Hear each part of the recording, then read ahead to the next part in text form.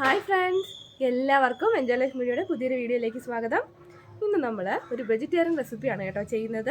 നമുക്ക് ചോറിൻ്റെ കൂടെയോ അല്ലെങ്കിൽ അപ്പത്തിൻ്റെയോ ദോശയുടെയോ ഒക്കെ കൂടെ കഴിക്കാൻ പറ്റിയ നല്ലൊരു കറിയാണ് നമ്മൾ ചെയ്യുന്നത്. ഒരു വെറൈറ്റി അവിയൽ, തക്കാളി അവിയലാണ് നമ്മളിന്ന് ചെയ്യാൻ പോകുന്നത്. നിങ്ങൾക്ക് എന്തായാലും ഇഷ്ടപ്പെടും. അധികം സമയമൊന്നുമില്ല, നമുക്ക് പെട്ടെന്ന് ഉണ്ടാക്കിയെടുക്കാൻ പറ്റുന്നതാണ്. വീഡിയോ ഇഷ്ടപ്പെട്ടാൽ ചാനൽ സബ്സ്ക്രൈബ് ചെയ്യാൻ മറക്കല്ലേ. അപ്പോൾ നമുക്ക് വീഡിയോ കാണാം. അങ്ങനെ നമ്മൾ തക്കാളി അവിയൽ ഉണ്ടാക്കാൻ പോവുകയാണ്. ഞാൻ ഒരു ചട്ടി അടുപ്പത്ത് വെച്ചിട്ടുണ്ട്. അതിലേക്ക് നമുക്ക് തക്കാളി അവിയലല്ലേ, അതുകൊണ്ട് തക്കാളിയാണ് നമ്മുടെ മെയിൻ ആയിട്ടുള്ള ഇൻഗ്രീഡിയൻറ്റ്. വേറൊന്നും നമ്മൾ പച്ചക്കറി ഒന്നും ചേർക്കുന്നില്ല, തക്കാളി മാത്രം.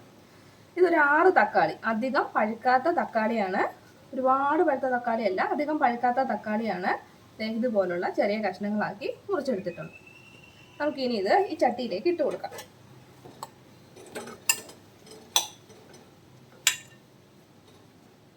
തക്കാളി ഇട്ടിട്ട് പിന്നെ നമുക്ക് അതിലേക്ക് വേണ്ടത് പച്ചമുളകാണ്.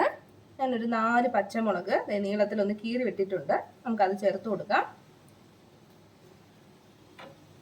ഇനി ഞാൻ ഇതിലേക്ക് ചേർക്കുന്നത് ഒരു 1/4 ടീസ്പൂൺ മഞ്ഞൾപ്പൊടിയാണ്. കുറച്ച് മതി, ഒരു 1/4 ടീസ്പൂണോളം മഞ്ഞൾപ്പൊടി.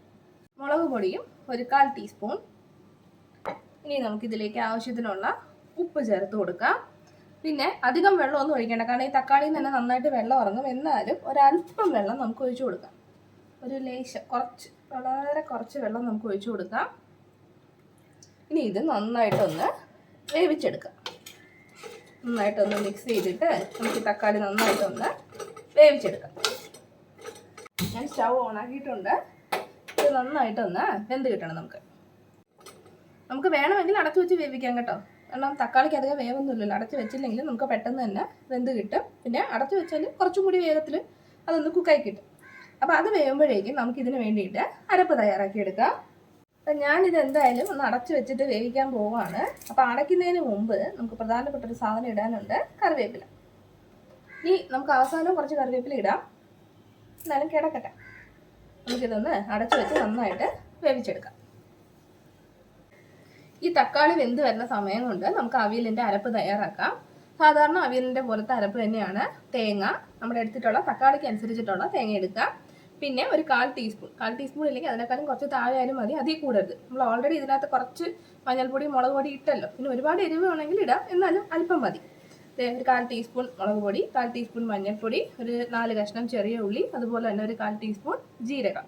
ഇത്രയും കൂടി നമുക്ക് മിക്സിയിലിട്ടൊന്ന് ചതച്ചുകൊണ്ട് വരാം. ഒരുപാട് അങ്ങ് അരയണ്ടല്ലോ, അവിയലിൻ്റെ പരുവാണ്. മിക്സിയിലിട്ടൊന്ന് ചതച്ചെടുത്തിട്ട് വരാം. നമുക്കൊന്ന് തുറന്ന് നോക്കാം. തക്കാളിയിൽ നിന്ന് വെള്ളമൊക്കെ ഇറങ്ങി നന്നായിട്ട് തിളയ്ക്കുന്നുണ്ട്. ഈ വെള്ളമൊക്കെ നന്നായിട്ട് നമുക്കൊന്ന് വറ്റിക്കിട്ടണം. അതിന് ശേഷം മാത്രം നമുക്ക് അരപ്പ് ചേർത്ത് കൊടുക്കാം. ഈ അരപ്പ് നമ്മൾ അരച്ചുകൊണ്ട് വന്നിട്ടുണ്ട്. ഈ ഒരു രീതിയിൽ വേണം നമ്മൾ അരച്ചെടുക്കാനായിട്ട്. ഈ വെള്ളം നന്നായിട്ട് വറ്റിയിട്ട് ചേർത്ത് കൊടുത്താൽ മതി. ഇനി വേണമെങ്കിൽ തുറന്ന് വെച്ചും വേവിക്കാം കേട്ടോ. ആ വെള്ളം ഒന്ന് വറ്റിച്ചെടുത്താൽ മതി. തക്കാളിക്ക് അധികം വേവൊന്നും ഇല്ലല്ലോ, പെട്ടെന്ന് വെന്ത് കിട്ടിക്കോളും. വെള്ളമൊക്കെ ഒരുവിധം നന്നായിട്ട് വറ്റിയിട്ടുണ്ട്. ഇനിയും വറ്റിക്കാൻ നിന്നാൽ ചിലപ്പോൾ അടി പിടിക്കും കേട്ടോ. കാരണം ഈ അരപ്പ് ഇട്ടിട്ട് ഒരു 2-3 മിനിറ്റ് അതിനകത്ത് കിടന്നൊന്ന് വേവേണ്ടതാണ്. ഈ സമയത്ത് നമുക്ക് അരപ്പ് ചേർത്ത് കൊടുക്കാം.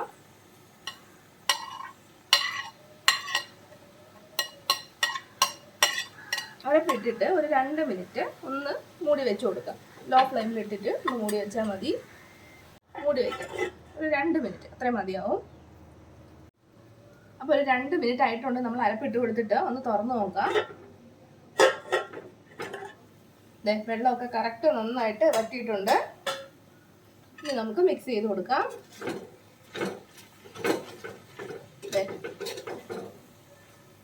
നമ്മുടെ തക്കാളി അവിയൽ തയ്യാറായിട്ടുണ്ട്.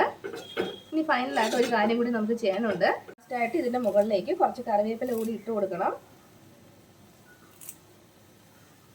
അതിൻ്റെ കൂടെ തന്നെ വെളിച്ചെണ്ണ ഒഴിച്ചു കൊടുക്കാം. ഇത് നല്ല നാടൻ വെളിച്ചെണ്ണ കേട്ടോ, വീട്ടിൽ തന്നെ തേങ്ങ ആട്ടിയെടുത്ത വെളിച്ചെണ്ണയാണ്.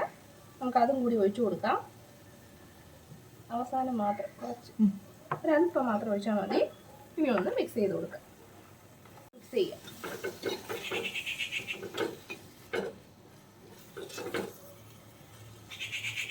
അങ്ങനെ നമ്മുടെ തക്കാളി അവിയൽ തയ്യാറായിട്ടുണ്ട്. വെളിച്ചെണ്ണ ഒഴിച്ചപ്പോൾ ഒരു പ്രത്യേക മണമാട്ടോ. നമുക്കിനി ഫ്ലെയിം ഓഫ് ചെയ്ത് കൊടുക്കാം. ഇനി ആ മണം തുറന്നു വെച്ച് അധികം നഷ്ടപ്പെടുത്തണ്ട, അപ്പോഴേ ഓഫ് ചെയ്യാം.